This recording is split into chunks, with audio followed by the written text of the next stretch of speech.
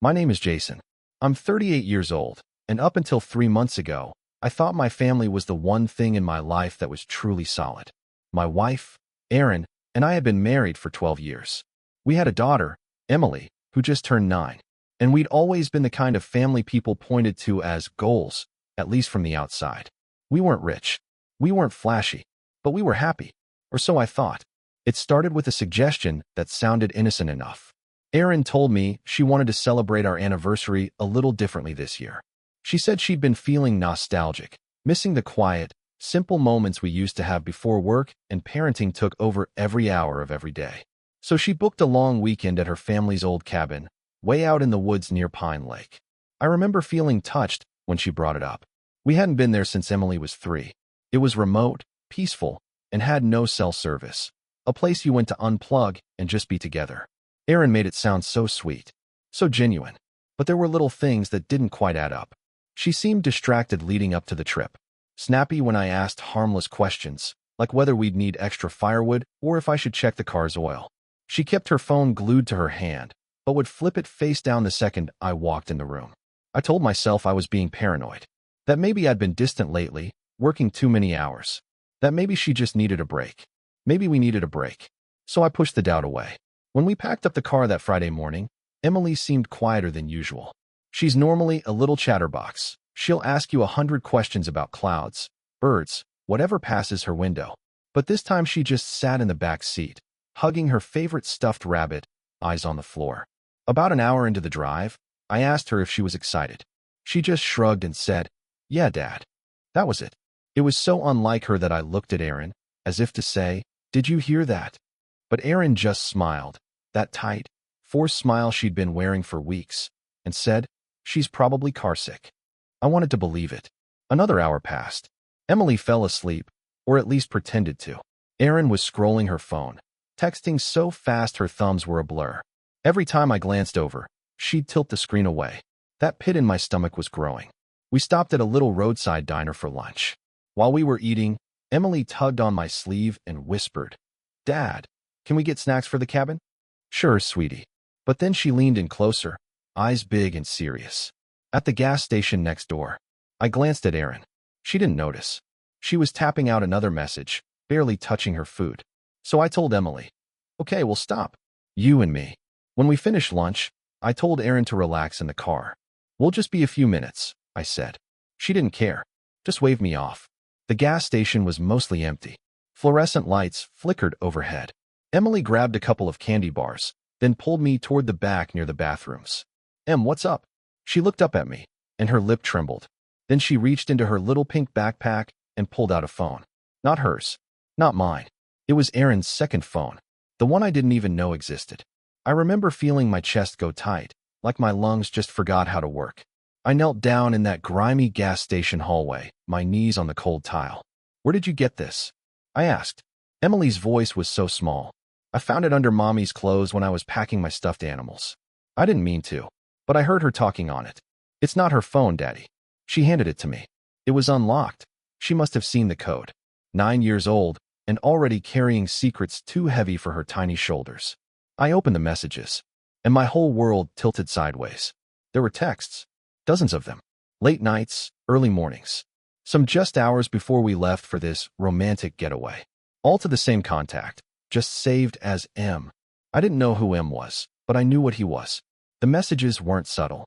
They talked about finally having the cabin to ourselves. About making sure Jason doesn't suspect anything. About how the woods will cover everything up. There were pictures too.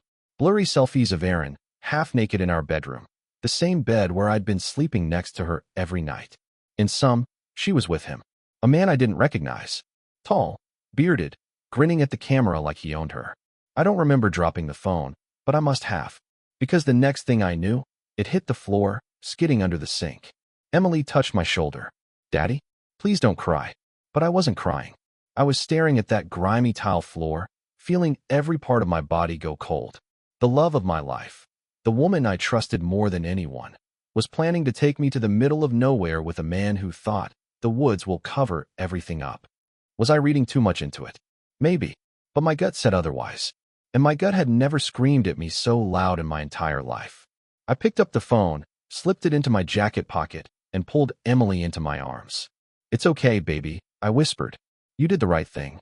I could feel her little heart pounding against my chest. "Are you mad at Mommy?" she asked. I lied. "No, sweetie. I need to think." When we walked back to the car, I plastered on the best smile I could manage. Erin looked up, bored. "Everything okay?" I kissed her on the cheek. "Perfect," I said. Inside, my mind was racing. How do I get out of this? How do I protect Emily? How do I make sure I don't end up buried under 6 feet of pine needles while my wife cuddles up with her secret lover? I didn't have the answers yet, but I knew one thing for sure. I wasn't driving us to that cabin. I slid back behind the wheel, my hands still trembling. Erin barely looked up from her phone, her other phone, the one I was supposed to know about. She asked if we were good on snacks. I lied. I told her Emily wanted extra candy, and we'd stocked up. Emily sat in the back seat, clutching her stuffed rabbit like it was a life vest. She kept her eyes on me in the mirror. There was so much fear in her tiny face. I tried to give her a small nod, just enough to say I've got you without saying a word. As I pulled back onto the highway, I forced my voice to stay calm. "Hey, Em, you doing okay back there?" She nodded but didn't speak. Erin turned to me, that tight smile again. "You're being weird. Are you carsick or something?" I almost laughed. Am I carsick? I wanted to scream. Instead, I said, "Long drive. I might need to stretch my legs again soon." She rolled her eyes and went back to her phone. The regular one. The decoy. My mind was in overdrive. There were too many questions. Too many horrible possibilities. Was it just an affair, or were they planning something worse? The messages were vague, but that line, "The woods will cover everything up," kept echoing in my skull like an alarm bell. And there was that bit about making sure Jason doesn't suspect anything. If I called her out now, she'd lie. I'd seen enough to know she was good at that. If I lost my temper, I'd scare Emily. And if she realized I knew, what would she do? I needed to think. And I needed to do it somewhere she couldn't watch me. A few miles later, I spotted a rest stop. A dumpy little strip with vending machines, a payphone, and a half-dead soda machine humming under a flickering light. I faked a yawn. "Hey, gonna pull over here. I need a bathroom break." Erin didn't even glance up. "Seriously? We're an hour from the cabin." "Yeah, well, too much coffee." I forced a laugh. "You want anything?" "No." I turned to Emily. She shook her head, eyes wide, understanding me perfectly. "Stay put." I walked into the men's room and locked myself in a stall, the stench of cheap disinfectant hitting me like a slap. I pulled out Erin's secret phone again. My hands were still shaking. I scrolled through more messages. There were older ones, months of them. Hotel receipts. Photos from places she'd told me she was visiting with her mother. Little white lies sprinkled into our daily life, like poison in my coffee. And always the same man. M. I found an older thread that turned my blood cold. A selfie of him in what looked like our garage, the workbench behind him, my tools on the wall. He'd been there. In my house. God knows when. Another message. "Can't wait for this weekend." He's so clueless. He'll never see it coming. Just like we planned. My heart thudded so loud I thought it might echo in the stall. Just like we planned. Planned what? This was more than a fling. It was calculated. I scrolled further, and there it was. "You sure he doesn't have any cameras on the property?" Erin replied. "I told you, he's too trusting. He wouldn't spy on me. He'd never believe I could do this." A bitter laugh caught in my throat. I didn't know whether to cry or punch the metal stall door. I called the one person I knew I could trust, my brother, Nick. He'd always said Erin gave him a bad feeling, but I told him to shut up more than once. I pressed his number into my phone so hard my thumb hurt. When he answered, I didn't waste time. "Nick, it's me. I need your help. And you can't ask questions yet." His tone flipped from lazy to deadly serious in a heartbeat. "Tell me where you are." I gave him the name of the rest stop, my voice low. I told him we were supposed to be headed to the Pine Lake cabin. "Something's wrong, man. Real wrong." "You armed?" he asked, like we were back in high school playing army games. I nearly laughed. "No, but I think I need to be." He cursed under his breath. "Sit tight. I'm 20 minutes out. Whatever you do, don't go to that cabin." "I'm not." When I hung up, I stared at the stall door until my vision blurred. The man who trusted everyone, who never locked his phone, who thought his wife would rather die than hurt him. That man had just died on the cold bathroom floor of a gas station off Highway 7. The man who walked out of that stall was someone else. Someone ready to do whatever it took to keep his little girl safe, and make sure Erin and her M never saw it coming. I splashed cold water on my face at the sink, staring at my reflection under the flickering fluorescent lights. My eyes looked wild, bloodshot. I didn't recognize the man staring back. But maybe that was good. Maybe the old version of me, the soft, naive husband, needed to be dead for good. When I stepped outside, the sun was dipping behind the trees. The air smelled like pine and diesel. I walked back to the car, rehearsing my lines, my excuse. I had to keep Aaron calm. I had to keep Emily safe. I had to buy enough time for Nick to get here. Aaron barely glanced at me when I opened the driver's door.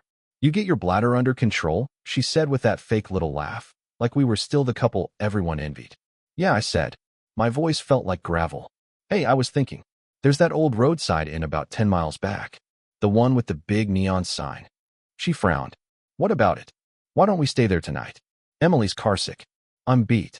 We'll head up to the cabin tomorrow morning. No rush." Her eyes narrowed. "What? No. We're so close. And the rental's only for the weekend." I forced a shrug. "What's another night? I'll call the owner and smooth it over. Emily's not feeling good. You want to deal with a sick kid all night?" In the rearview mirror, I saw Emily nod, playing along. "Smart girl." Aaron drummed her nails on the window. I could see the gears turning in her head. I could almost hear them. She was calculating the texts, the timeline, what Em would think if she changed the plan. Finally, she sighed. "Fine, but we better not get stuck next to a highway with paper-thin walls. I want this weekend to be special." "Special?" I nearly laughed. "Yeah, real special." I pulled back onto the road, my heart slamming against my ribs with every mile. Every sign, every exit ramp, every pickup truck that appeared in my mirror made me jump. Was he following us already? Was he waiting at the cabin? Did he even know she was changing the plan? When we hit the little roadside inn, the neon sign buzzed like an angry hornet. It looked like a dump, but to me it was a fortress, at least for tonight. I parked close to the office. Erin stayed in the car, scrolling her phone, probably texting him. Emily grabbed my hand the second I opened her door. I squeezed it 3 times, our silent code for "I love you." "I've got you." Inside, I paid cash for 2 adjoining rooms. I told the guy at the desk my wife and daughter were exhausted. No need to show IDs, right? He didn't care. He just handed me 2 old-fashioned keys with plastic tags and went back to his game on his phone. When we got the bags into the room, Erin flopped on the bed like she hadn't slept in days. She barely looked at me. "I'm gonna shower." I forced a smile. "Go ahead. You deserve it." As soon as the bathroom door clicked shut, I knelt in front of Emily. "You're so brave," I whispered. So brave." Her lip wobbled, but she didn't cry. She just asked, "Are you going to keep us safe?" I pulled her into my arms. "Nothing's going to happen to you. I promise." I cracked the door, keeping an ear on the shower. Then I texted Nick, "Room 12, Highway Star Inn."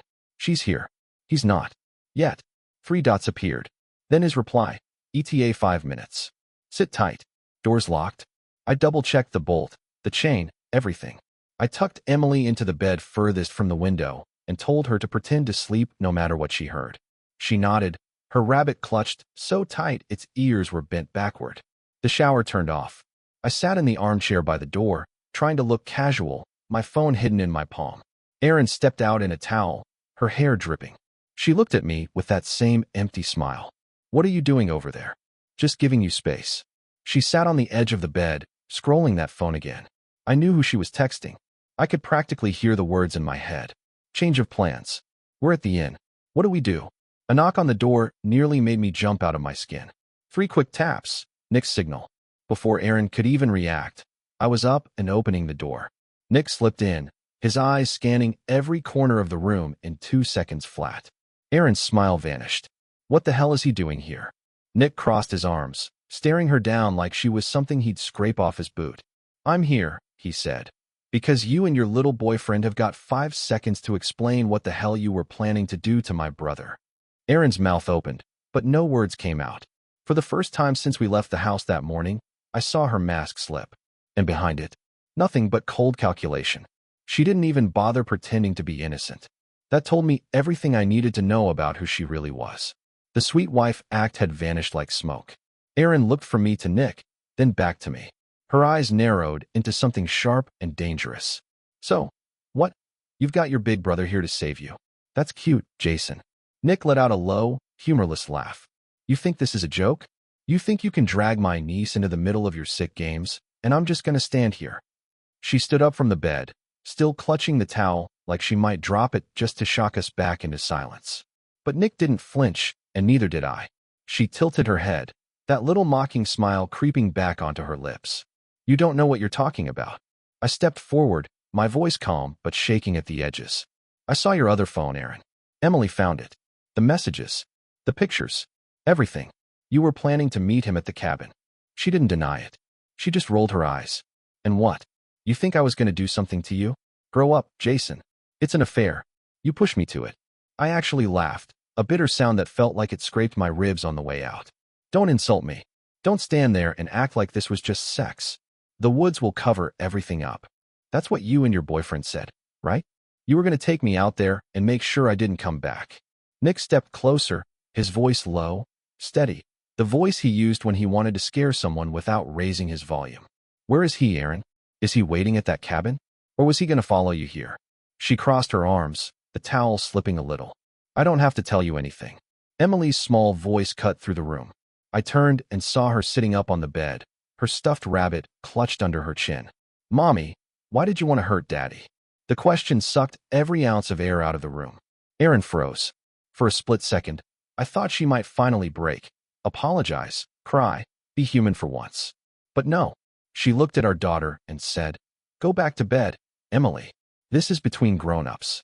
Emily's eyes filled with tears. I don't want you to hurt Daddy. That was it. That was the switch. Nick stepped between Aaron and Emily, shielding my daughter with his broad back. You don't talk to her. Not another word. I held out my hand for Emily, and she scrambled off the bed, past her mother, straight to me. I could feel her shaking. I kissed the top of her head and whispered, It's going to be okay. I promise. Nick turned back to Aaron. Here's what's going to happen. You're going to pack up your stuff, you're going to sit your ass down in that chair, and you're not going to move until the cops get here. Aaron scoffed. Cops? For what? Cheating. Nick's grin was all teeth. Oh, honey, you think we're that stupid? You think a judge is going to see those messages and not wonder what the hell you two psychos were planning up there? Good luck explaining that line about the woods. Good luck explaining your lover sneaking around our garage at night. Her eyes darted to the window. For a split second, I thought she might make a run for it, but Nick stepped into her line of sight. Don't even think about it. I sat on the edge of the bed, Emily curled up beside me, my arm tight around her shoulders. She was so small, so brave. She whispered, Daddy, are we going home? I kissed her hair. Soon, baby. Uncle Nick's gonna help us. Aaron hissed at me across the room. You're gonna ruin everything, Jason. For what? So you can feel like a hero? I met her stare, and for the first time in 12 years, I wasn't afraid of her disappointment. I wasn't afraid of losing her. I wasn't afraid of her at all. You already ruined it, I said. I'm just making sure you can't hurt us again. Nick's phone buzzed. He checked it, then looked at me. Sheriff's 5 minutes out. We'll hand her over and let them deal with the boyfriend at the cabin. Erin's face went pale for the first time that night. She opened her mouth, maybe to beg, maybe to threaten, but nothing came out. And in that silence, I realized I'd never see her the same way again. She was no wife. She was no mother. She was just a stranger I'd been sleeping beside for 12 years. And I was done being her victim. The next few hours were a blur of red and blue lights, radio chatter, and the dull ache of shock finally settling into my bones. When the sheriff's cruiser pulled into the parking lot, Erin tried one last time to twist it back in her favor. She started crying, big, dramatic sobs, telling the deputy that Nick and I were holding her hostage, that we were overreacting about a harmless affair. But they'd already seen the texts. Nick made sure of that. He handed the burner phone right over. The screen lit up with those sickening messages, the ones about the woods, the plan, the reminders to make sure Jason doesn't suspect anything. I stood back, my hand on Emily's shoulder, as they cuffed Erin and guided her into the back of the cruiser. She didn't look at me. She didn't even look at Emily. It was like we'd never existed, like we were just props in some story she'd been acting out for over a decade. Nick kept a steady arm around my back. You did good, man. You did real good. I wanted to believe him. But all I could think about was the weight of Emily's small hand wrapped in mine, her eyes wide and glassy, trying to process how her whole world just crumbled in a highway motel. One of the deputies stayed behind to take my statement. I told him everything, about the note Emily had passed me, about the second phone, the photos, the messages. He asked if I believed Erin and the boyfriend actually planned to hurt me. I just looked out at the trees beyond the parking lot, the dark shapes shifting in the wind. I don't know, I said truthfully. But when you love someone that much, you never think you'd have to ask. They promised to sweep the cabin, to find this guy M, whoever he really was. They found his name in the phone eventually, Michael Summers. He was no ghost. He had a record, too: fraud, assault, restraining orders from 2 other women who'd thought he was Prince Charming until he wasn't. Emily fell asleep in the back of Nick's truck on the way home, her head in my lap, her stuffed rabbit tucked under her chin. I watched her breathe, every soft exhale a reminder of what I almost lost. What she almost lost. Nick drove in silence for a while, then said, "You ever think you'd be here, man? You and me, backseat full of snack wrappers and a sleeping kid, your wife in cuffs." I almost laughed. "No, but I guess you were right about her." He shook his head. "Doesn't matter. You did what you had to do. You kept that little girl safe. That's what counts." He dropped us at his place that night, gave me his bed, made up the couch for himself. I lay there for hours, listening to Emily's soft breathing beside me, replaying everything in my head like a movie I never wanted to see again.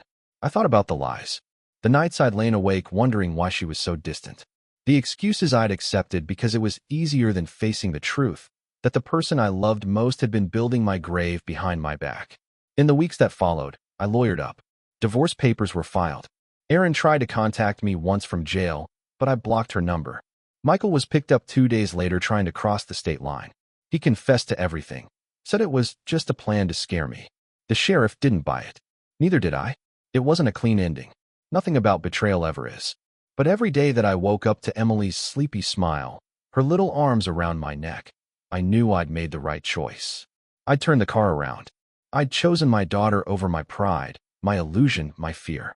I'd chosen to live. It took a long time to accept that the version of my life I'd loved so much was gone.